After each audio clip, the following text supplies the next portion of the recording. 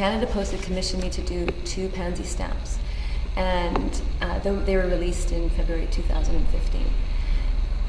Then they came out, and about a year later, I realized, as life went back to normal, that I had all these extra pansy photos.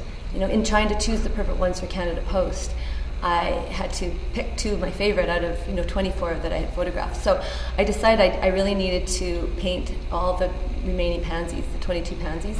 And when I told Stu at Hamilton Galleries here, he suggested we have a show. So May 2017, I had a solo show that was called Pansy, and it was 22 pansies that I didn't paint for Canada Post.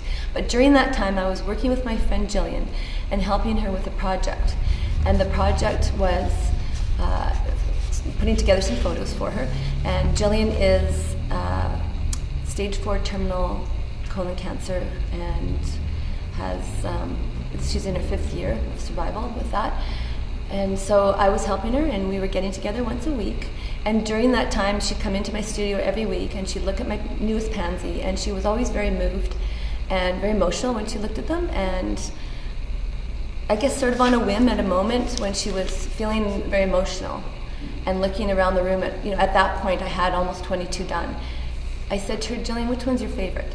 And she said, "Oh, how could I possibly choose my favorite?" And I said, "Well, try." So she looked around, and ultimately she chose Pansy 17, which is, I don't know if you can see it, it's that one up there. And I said, okay, from now on, that pansy painting is now known as Gillian's flower. And of course, it was very emotional for her and for me, but it felt right at the moment, and with no other plans to do anything else at that point. So life went on, and Gillian went through a really rough time in June, had some surgery, and it's been tough. She's had a really rough go especially the last few months. So as the fall progressed, and Gillian's pain has worsened, and her symptoms have also worsened, of course, we're getting closer to Christmas, and 6 weeks before Christmas, she and I were chatting, and she said, "I have nothing to look forward to." And I said, and she didn't say it with, "I feel sorry for myself," or anything like that. It was more just a statement of a fact. And I thought about it, and I thought, what does she have to look forward to at this point in her life? A progression of her pain, progression of her symptoms, and the ultimate ending of where this is going to take her ultimately, which is her passing. And I felt so sad at that moment, and I thought back to a quote that I had read many years ago, about 40 years ago actually, and I had cut it out. And the quote was, I've never forgotten it.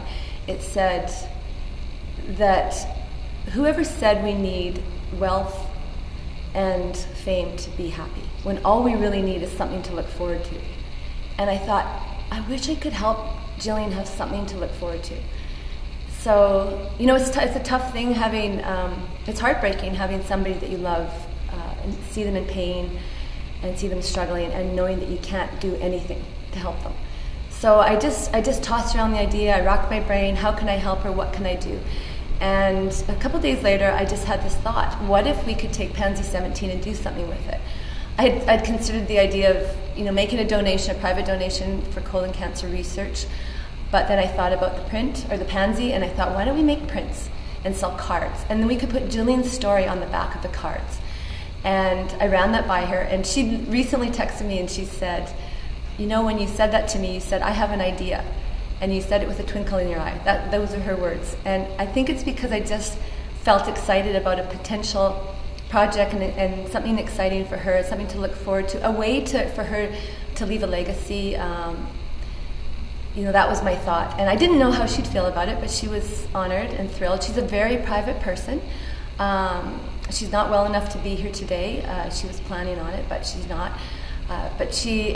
So she loved the idea, and then talked to Stu at Hamilton, and we thought, why not sell prints as well? So I've never, as an artist, never felt compelled to have my work printed, made into prints, but this felt right. So this is the first time I've ever offered any prints of my work. 100% of the proceeds are going to colorectal cancer research. Not anything coming to me at all. So there's cards. The cards are $5 each, and they feature the pansy and a little story about Gillian and me on the back. And they are also 10 cards for $45. And the prints are a limited edition, 100 prints available. There's about 80 left. They are $125, including taxes, or no extra fees, I should say. And they're available at Hamilton Gallery. They're also available, the cards and the prints, to purchase there. And I guess I just feel like here's this amazing woman. She's so incredibly strong and courageous. She's suffering and she's in pain, and any way that we can all as a community wrap our arms around her and just give her a lot of love and just say, you matter. You matter, Jill, and we're going to remember you, and we're going to remember your fight and your courageousness and your kindness and your love, and we're going to remember that every time we walk past the prints, every time we sign a card.